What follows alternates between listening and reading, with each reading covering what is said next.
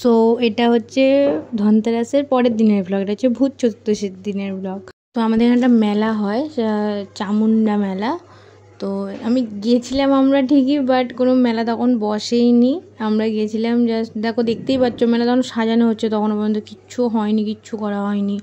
তখন সবাই সাজাচ্ছিলো, আমরা ব্যাস ঠাকুরটাকে দেখতে গেছিলাম যে ঠাকুরটা এত সুন্দর হয়, তাই ঠাকুরটা দেখেছি। আর আমরা একটু কিছুই কিনিনি, একটু খাওয়া দাওয়া করেছি, সেটা তোমার ভ্লগে দেখতে পাবে, আছে পুরোটাই, দেখতেই পাচ্ছ। কিচ্ছু বসেনি, শুধু কয়েকটা জাস্ট বাচ্চাদের খেলনা বসেছে, তারপর বই খাতা বসেছিল, তারপরে কাপ বাটি এইসব সেট যেগুলো দেখো না, সব দোকান বন্ধ আছে। আমি ভেবেছিলাম তো মেলা বসে গেছে, কিছু কিনবো ঘুরবো, পুরো চপাট হয়ে গেছে।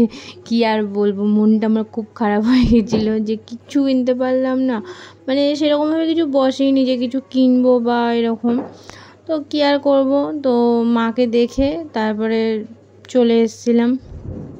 মাকে দেখেছিলাম, দেখো মায়ের মুখটা মানে এত সুন্দর, মানে এরকমই হয় মোটামুটি, খুব ভালো লাগে দেখতে, এত সুন্দর লাগে দেখতে, মানে কি মনে হচ্ছে ওখানে বসে থাকি।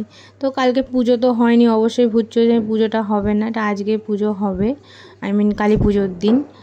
তো দেখো তোমরা আমাকে জানিও অবশ্যই যে কেমন লাগছে মাকে, যে তোমাদের ওখানে এরকম মানে কোনো মা আসে কি না এরকম রূপে। আমার তো খুব ভাল লাগছিলো মাকে দেখতে। আর সাইডে ফাংশন হচ্ছিলো বলে আমি এটা করতে পারিনি, এতে কপিরাইট পড়ে যাবে। আর তারপরে বাইরে বেরিয়ে একটু খাওয়া দাওয়া করলাম, মানে মোটামুটি খাবার স্টলগুলো ভালোই বসে গেছিলো, মেলার ভেতরে বসেনি কিন্তু বাইরে সব স্টল বসে গেছিলো। তারপরে আমরা আবার একটা ফোন এসেছিলো ফ্লিপকার্ট থেকে, আর এখানে মায়ের একটা ফোন অর্ডার দেওয়া হয়েছিল, তাই জন্য ফোনটা এসেছিলো। তো ওই ফোনটাই আমরা আবার ফ্লিপকার্ট থেকে নিতে গেছিলাম, ফোন করে দিয়েছিলো, আর মানে ঘোড়ার মাঝখান থেকে যেতে হয়েছিল আমাদের। তো আমাকে জানিও এই ফোনটা কি ফোন, আমি বললাম না, আমি দেখি কে কি বলতে পারো, এই ফোনটা বলতে পারো কিনা নামটা, আমাকে কেউ কমেন্ট করে জানিও। আমরা ভেবেছিলাম যে ফোনটা তো আসবে না, কিন্তু ফোনটা দেখি রাত্রিবেলায় চলে এসছে।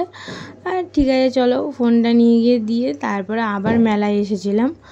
আর কেমন হয়েছে ফোনটা আমাকে জানিও অবশ্যই।